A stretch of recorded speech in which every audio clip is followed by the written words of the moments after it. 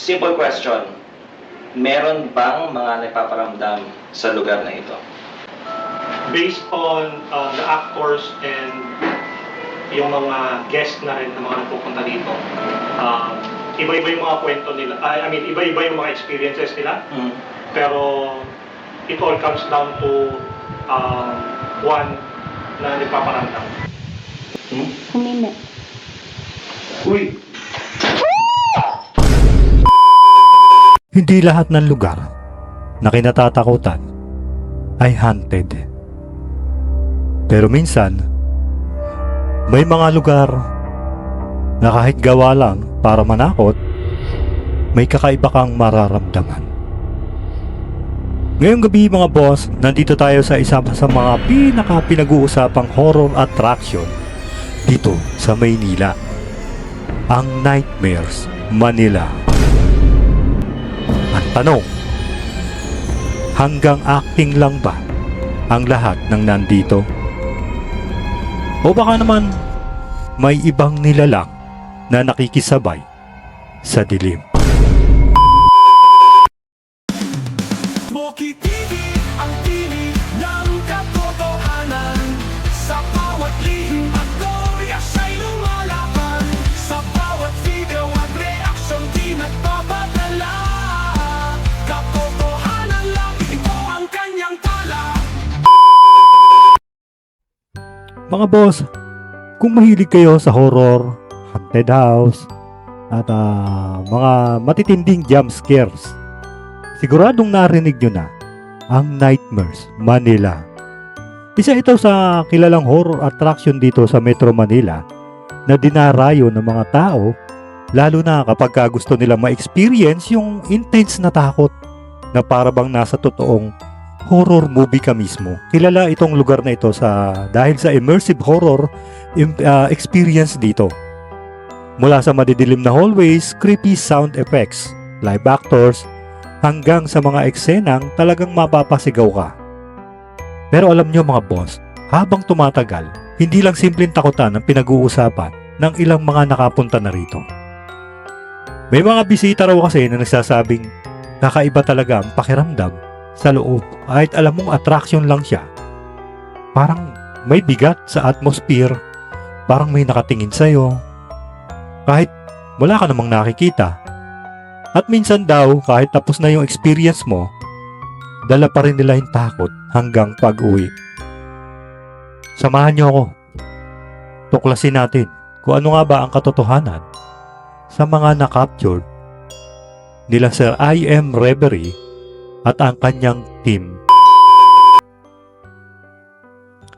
So yun, maraming salamat kay Sir I.M. Reverie at kay Ma'am Apple sa kanilang pagtutur sa atin sa Manila Nightmares. Hindi pa ako nakapunta dyan eh.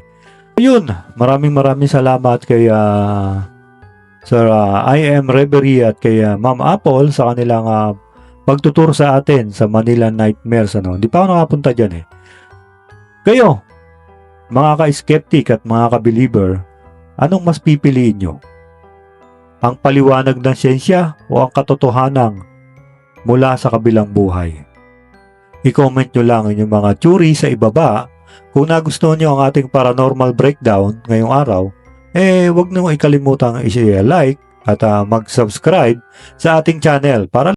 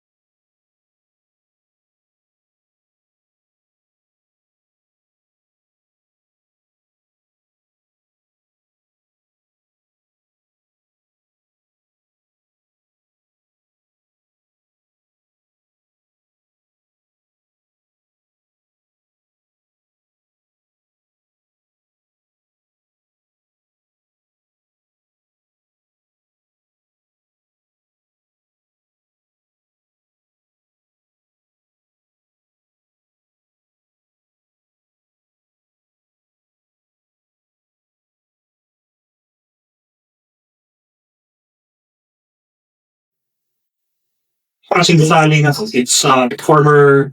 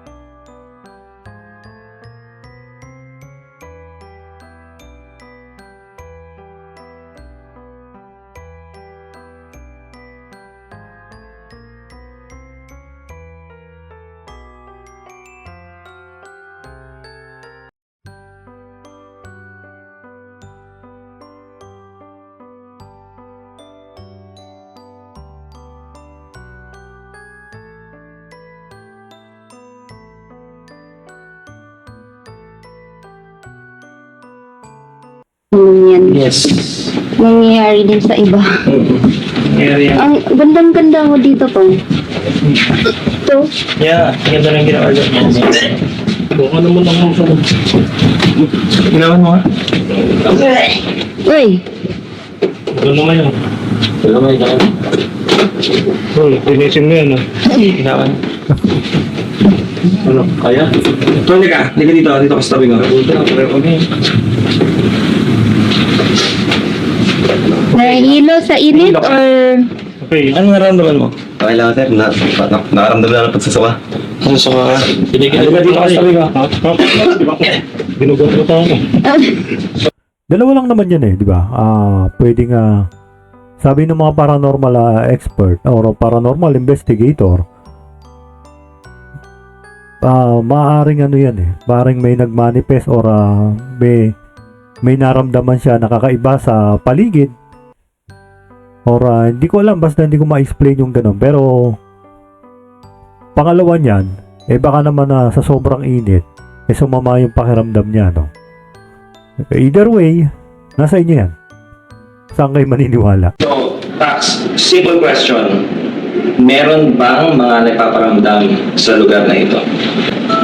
Based on the actors and yung mga guests na rin ng mga pupunta dito, iba-iba yung mga kwento nila. I mean, iba-iba yung mga experiences nila. Pero it all comes down to one na nagpaparamdam. Ang lahat ng mga nararamdaman nila sa taas, ang nagiging ending is isang bata ang nagpaparamdam. Yung pressure point. Tubig. Tubig. Tubig. Tubig pressure mo. Or sa animatronics. Sa animatronics? So hydraulic siya. Pero ang control niya saan nanggagaling? Tubig or pressure. So ibig sabihin hydraulic siya, no? Animatronics. May control room yan, di ba? Yes po. Dyan na rin po yan. Dito na rin. Dito yan ina-operate. So, normal yan ang Hindi dapat ganyan kalakas yan. Hello. O, kasi kanina tahimik lang no? Nagkaroon ng change. Hello? Ikaw na ba yung bata? Meron kaming iniwang gamit doon.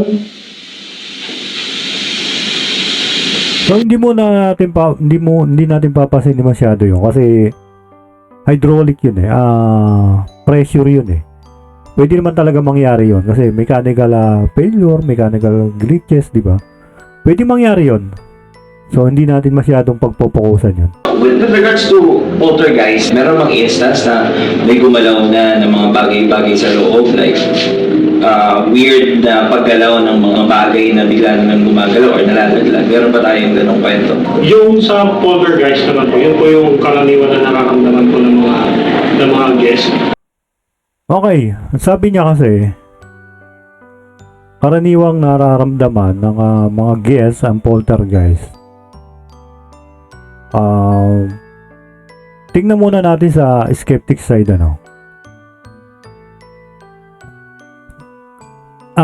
let us establish first na ito ay isang horror attraction. Ito ay isang horror. Anong mararamdaman mo dyan? Siyempre, unang-una, matatakot ka agad, di ba? Horror nga eh. Naghahanap ka ng thrill eh. Kasi ganito, no? Ang mga horror attractions, sadya naman talagang idinisenyo yan para manipulahin yung ating mga pandama. Di ba? Kaya bago natin sabihing multo ito, tingnan muna natin yung paligid, ano? Kung ano yung nangyayari. Meron kasi tayong tinatawag na ano, no? Infrasound or yung peer frequency na tinatawag. Marami kasing horror booth ang gumagamit ng mga makabagong frequency ng tunog, mga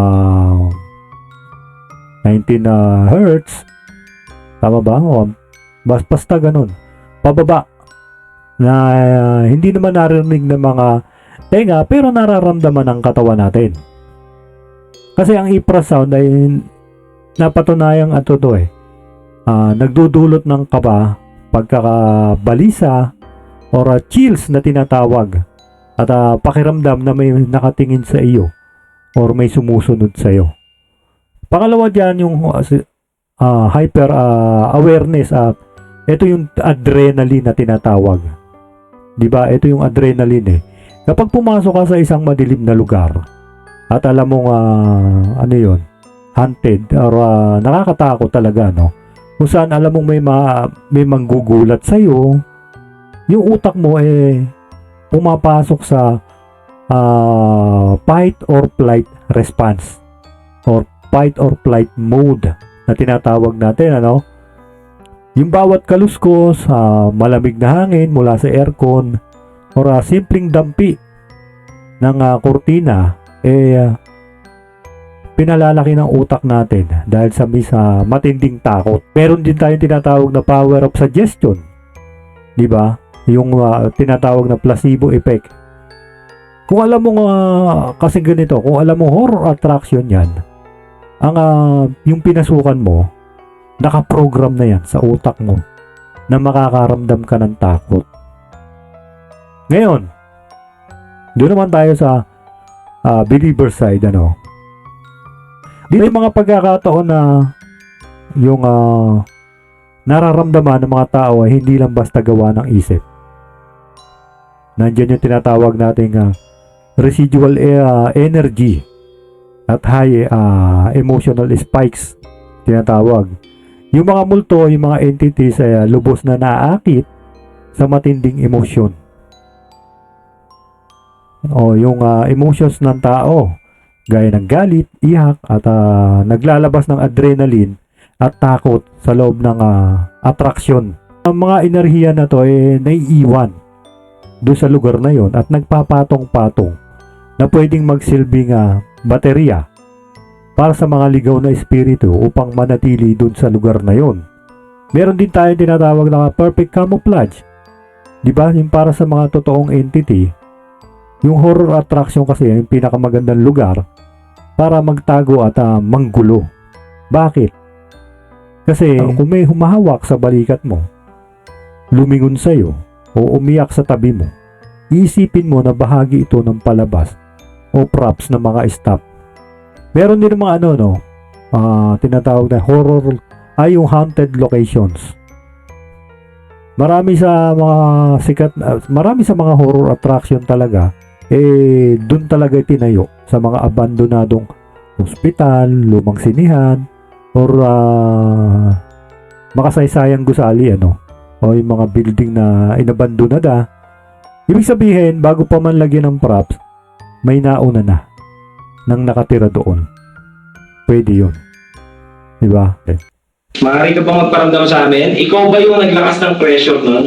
Pero weird yun, Ikaw ang taga dito, alam mo yung mekanismo ng mga animatronics na to. Weird ba yung nangyari na yan? Kanina tahimik lang yung pressure biglang lumakas. Yes po. Hindi naman ganyan. Hindi siya normal. Ito, parang humihinga pa siya. Sige nga, kung may kasama kami, pahinahin mo nga yung pressure niyan. Kaya mo bang gawin yun? Or magpagalaw ka ng gamit dito?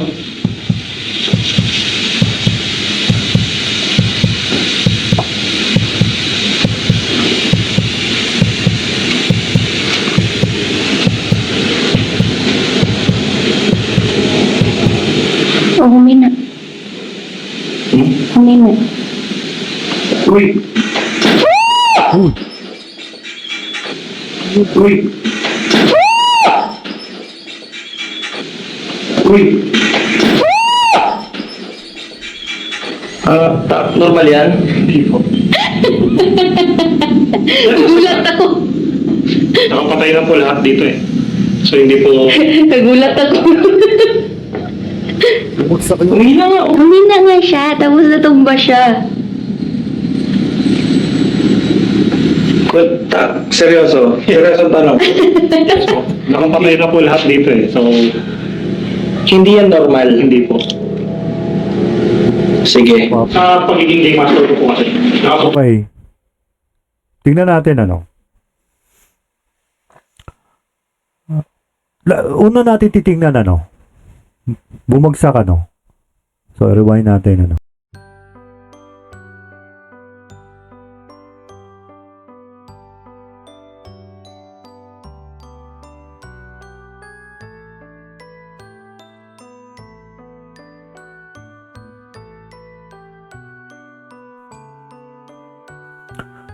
Una natin titingnan, skeptic muna tayo.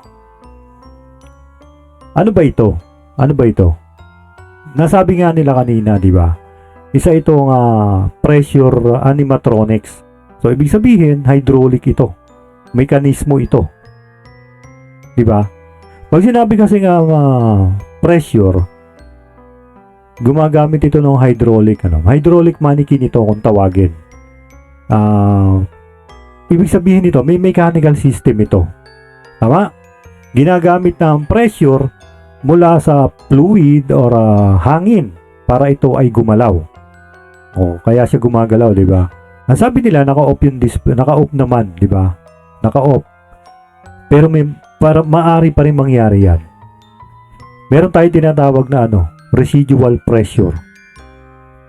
Yung residual pressure kasi, maaring may natirang pressure dyan sa mga valve or hose niyan. Kapag ka nagkaroon ng kaunting leak yan or pagbabago sa temperature, pwedeng biglang bumigay ang lock or mag-trigger ng biglaang paggalaw. Kung luma na yung mga joints niyan, di ba? Yung mga joints ng mannequin, pwedeng bumigay yung bigat nito. Kaya ito gumalaw at bumagsak dahil sa gravity. Bumagsak siya. Ngayon, dito naman tayo sa paranormal side or dito sa ating believer side. Meron tayong tinatawag na correct me if I'm wrong, energy attraction. Kasi naniniwala yung mga ibang spirit na ang spirit ay naniniwala yung iba naniniwala ang ilan na ang spirit ay naaakit sa mga bagay na kamukha nila. Kamukha ng tao tulad ng manika or mannequin. Katulad niyan. Dahil mas madali nilang ma-visualize ang pag-occupy dito. Or yung pagsanib nila doon Meron din na tinatawag na poltergeist activity. Kung yung paggalaw ay hindi naman simpleng pagbagsak na tila ba may intent, di ba? May intent. Halimbawa, yung lumingon sa camera or kumaway. Tinuturing na yun, intelligent hunting. Ang enerhiya niya kasi ay ginagamit ang mechanical parts ng mannequin para mas madaling makagaya ng mga physical manifestation. Ngayon, tingnan natin kung gumalaw ito habang may trigger object o habang may tinatawag na spirit, mas mataas na tsansa ito ay paranormal. Pero kung ang galaw ay pababa dahil sa gravity, malamang mechanical failure lang ito. Nakakatakot siya panoorin dahil sa visual impact niya Ikaw, sa tingin mo ba? May sumapi ba? O kailangan lang itong lagyan ng WD-40? Dito,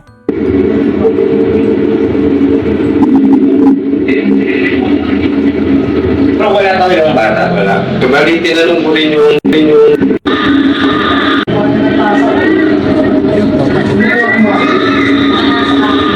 Kung papakinggan natin siya, no?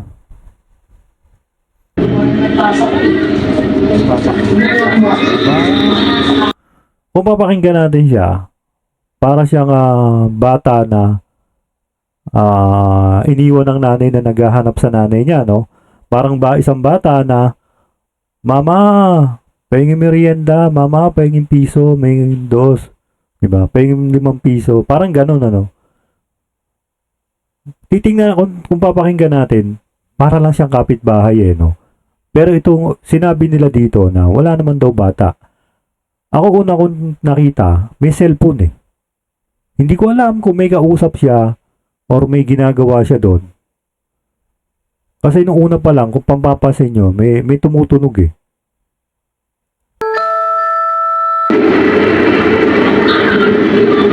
Kung mapapansin nyo, may nagsiselfone dito. Hindi ko alam kung ano yung ginagawa niya, kung may kausap siya or nanonood siya. Hindi ko alam. Pero, kung may kausap siya, malamang, no, nakapture yan nung camera, nung CCTV. Kasi ganito, no, sa technical side muna tayo, sa skeptic side muna tayo, no. Karamihan sa mga mic, sensitive yan, eh. Dinisenyo yan para makasagap ng mga boses kahit malayo o yung tinatawag nating long range pickup. Minsan yung hangin or yung tinatawag na audio bouncing or acoustic reflection, pwedeng magdala yun ng tunog mula sa malayo at magmukhang malapit ito sa camera. Sa akin lang yun, ha. Ngayon, bakit mama yun naririnig natin, Ngayon, sa tayo, Ako una kong talaga napansin yung nagbibideo ay yung may hawak na cellphone. Baka meron siyang kausap or may nagtawag ng mama dun. Pero sabi naman nila walang bata ron. Tinanong ko rin yan kung merong kapitbahay, malayo daw. So katulad nga na sinabi ko sa kanila, meron tayong tinatawag na mga long range pickup. Minsan hangin nagdadala or tinatawag natin na audio bouncing, di ba? Pwedeng magdala ito na mula sa malayo at magmukhang malapit dun sa camera. Ngayon dito naman tayo sa paranormal side, sa believer side. Kung yung boses malino naman, malapit ang presence sa mic, parang nandyan lang at wala siyang yung tinatawag na atmospheric noise or yung walang hangin na naparamdaman sa paligid. Kasi sensitive ang mga mic ng camera, eh. Basta nagiging solid yung natin, nagiging solid yung ebidensya, yung boses ng mama. Tinuturo, for me, kabilang ito sa sa residual hunting or yung imprint na tinatawag. Baka may bata dyan, di ba, na ganon, na namatay, tapos bago siya namatay, tinatawag niya mama niya. Pwedeng ganon, imprint, yung isang enerhiya na paulit-ulit nagpe-play na sa isang lugar na parang sirang plaka. Yun. Sa akin lang naman yun, ala. Pero wala talagang bata, wala. kumali, tinanong ko rin yung gumawa nung Ikaw ba, gusto ko malaman kung ikaw yung nagpadala ko nito kanina. So, May bata ang boses na narinig. Ha? Narinig yung batang boses? Ne? Ikaw ba yan, ne? parang may bata nga, Meron ko bang gustong sabihin sa amin? Gusto ko magpakilala sa'yo. Ang pangalan ko ay Reed.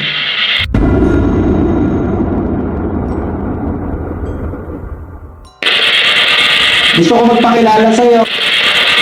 Gusto ko magpakilala sa'yo. Gusto ko magpakilala sa'yo.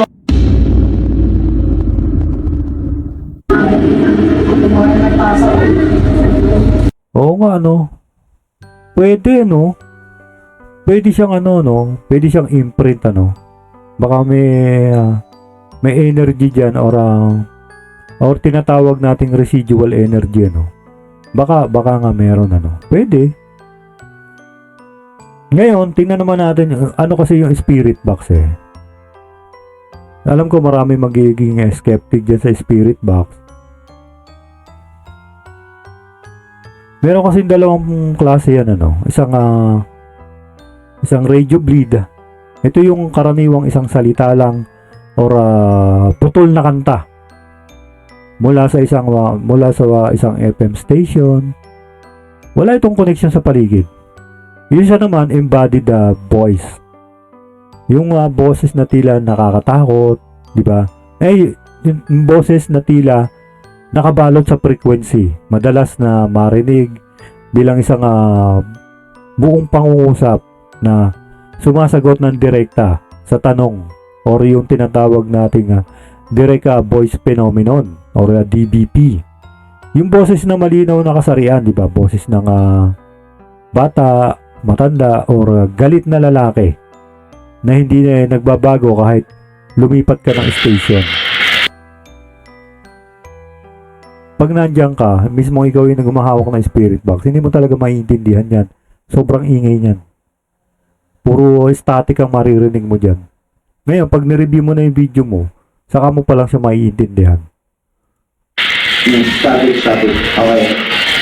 Kasi nagalaw yan pag situational yung Gusto okay lang. Sa nakakala ko kung may na-capture na.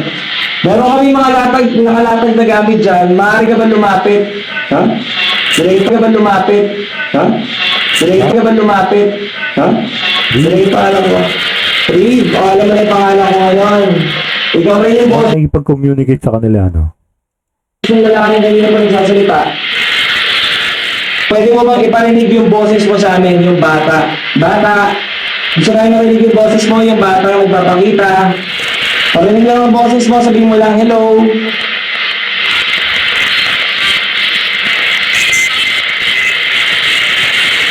Gusto ko malinaw, sabihin mo, hello. Hello. Saying hi. Hi. Dito, nagugulo ka naman namin.